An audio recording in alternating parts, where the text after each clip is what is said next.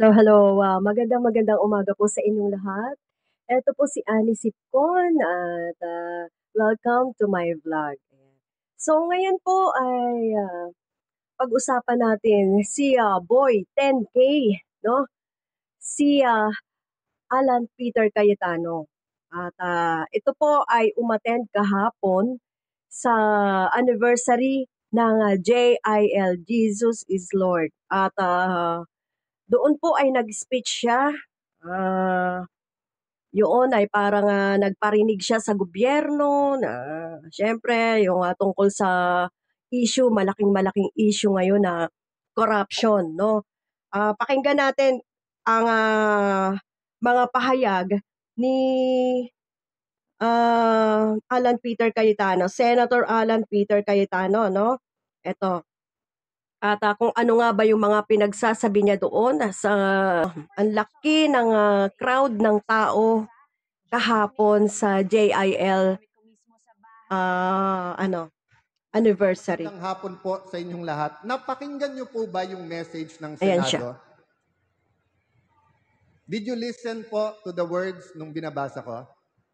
Ayan o. How about sa news po? Nakikinig din po ba kayo?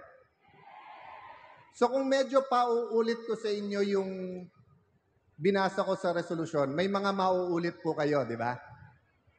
And of course, nung pumalakpak kayo or nung tumaas emosyon nyo, ibig sabihin, narinig nyo yon, you agree. What about sa news? So pag pinakinggan nyo na sobra ang kurakot at sobra ang ghost projects, natandaan nyo, narinig nyo yun, di po ba? So yan, pinapaalala niya yung corruption issue at mga ghost project. No? Na di umano at hindi naman lingid sa ating kaalaman na pati siya ay involved dito. Lahat silang mga politician ay involved dito. Lahat ng senators ay may insertions, ha? Lahat ng senators sa congressman ay merong kanya-kanyang dekwat. Alright? Siya, meron din sa Taguig na project ng mga diskaya. At alam nyo naman, pagka mga diskaya ang tumira. Alam na natin yan. It's either substandard, ghost project, at meron din sa kanila sa Taguig. Na alam natin na siya ang senator nito nung time ni Duterte. Alright? So, ayan, pinapamukha niya sa JIL members na sobrang corrupt ang ating bansa. Pero saan nga ba ito nagmula? Kanino nga ba ito nagmula? Or kailan nga ba ito nagmula? 'Di ba noon pa? So, alam natin ang mga members ng JIL ay alam na ito. No, ngayon lang ito nahalungkat at talagang kasama sila dito. No? Nagsalita siya doon na para bang wala siyang alam. At lagi niyong tatandaan guys, huwag na huwag niyong kakalimutan. Mapa-member ka man ng JIL or hindi ka man member ng JIL. Na itong si Senator Alan Peter Cayetano ay once na niloko na tayo. Once niloko na ang taong bayan. Sa kanyang 10K issue. Alright? Sabi niya, iboto nyo lang ako, ay bibigyan ko kayo ng tagte 10K bawat pamilya. No? So, tayo naman aanga-anga, binoto naman natin siya. No? Kasi nga, natalo siya bilang Vice President ni Duterte dati, ni Digong. Kaya nung tumakbo siya, yan ang bukang bibig niya. Tayo lang naman ang kayang-kaya nila eh. Hindi nga natin alam kung bakit kayang-kaya talaga tayong lokohin ng mga to. No? Lalong-lalo na to si Alan Peter Cayetano. Gumagamit pa ngayon na siguro nagre-repent na siya sa kanyang mga ginagawang kasalanan at talaga namang kahit sa public ay nagbabasa na ng Bible verse. Alright? So, tandaan lagi natin yun na niloko tayo. Kayo nga mga taga JIL members ay alalahanin nyo lagi yan. At teka nga lang po pala, meron pong pahayag ang isang pastor, kamakailan, 9 days ago yata 'to, oo, 9 days ago kasi nakita ko kanina, ay, nagpapahayag siya or, nananawagan siya sa mga members ng, JIL na na etong, pastor nila na si, Eddie Villanueva, ito yung may hawak talaga ng JIL at siyempre kasama na rin humahawak si Joel Villanueva, ay nananawagan na mag-resign. Eto po, paparinig ko sa inyo yung, tinura nito. Ayon dito, Brother Eddie, please resign. So, siguro naman ay alam na to ng mga taga-JIL at hindi to pwedeng baliwalain ng mga taga-JIL. Alright? Mga kapwa Ayan o. saan iskandalong nagaganap. Totoo. Umpisahan natin. Mapagpalang buhay po sa ating lahat, mga ka-worship. Kamusta na po kayo? Well, sa pagkakataong ito, ako po ay mananawagan sa isang butihing pastor na kung tutuusin for about 30 years or sabihin natin 30 taon nang nakakaraan. Isa po siya sa kinikilala kong magiting na haligi ng iglesia. At siya po ay walang iba kundi si Brother Eddie Villanueva. Oh, see? Ang mensaheng ito ay nais ko pong ihatid sa kanya sapagkat ang akin pong panawagan sa mga nangyayaring sitwasyon ngayon na kung saan ay nai-involve ang kanyang pangalan at lalo nai-involve ang pangalan ng kanyang anak sa kaliwat ka ng iskandalong nagaganap.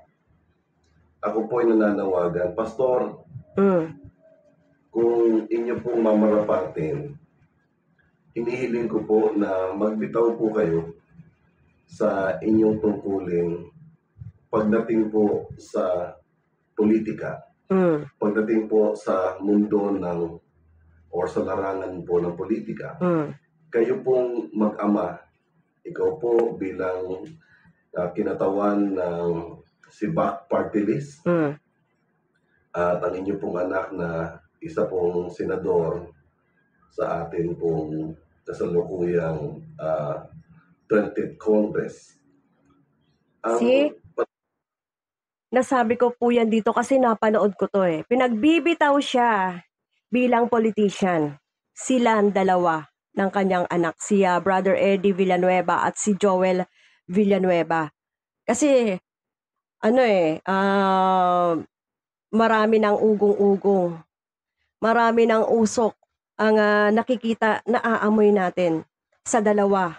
Alright? So, pakinggan pa natin kasi may dahilan kung bakit siya pinagbibitaw. Tanaw ko po kasi dito Sila ay parang hindi nababagay sa isang kagaya po ninyong magiting na pastor na nai-involve po ang inyong pangalan sa iskandalo na dinadaanan natin ngayon. Yon. Si Senator Alan Peter Cayetano ay nanawagan po na mag-resign ang lahat sa pulpa sa pagka-presidente. So, yon.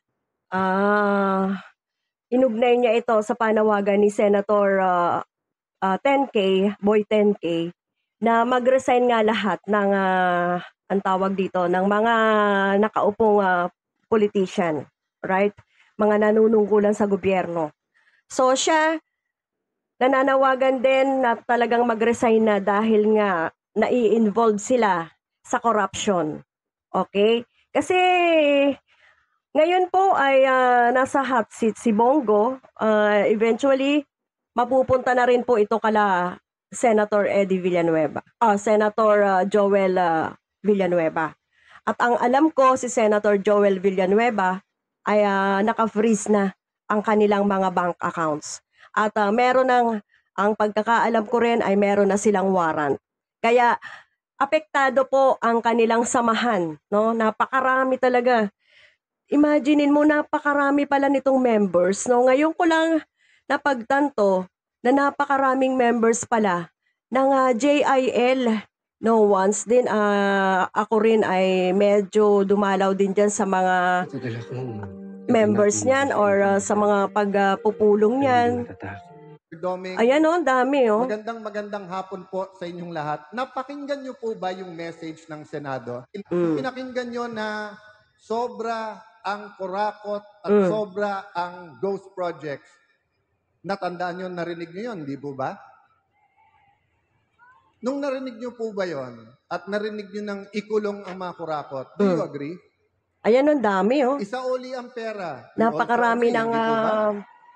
kanilang Nung sinabing members. si Brother Joel kasama doon, napakinggan niyo yon?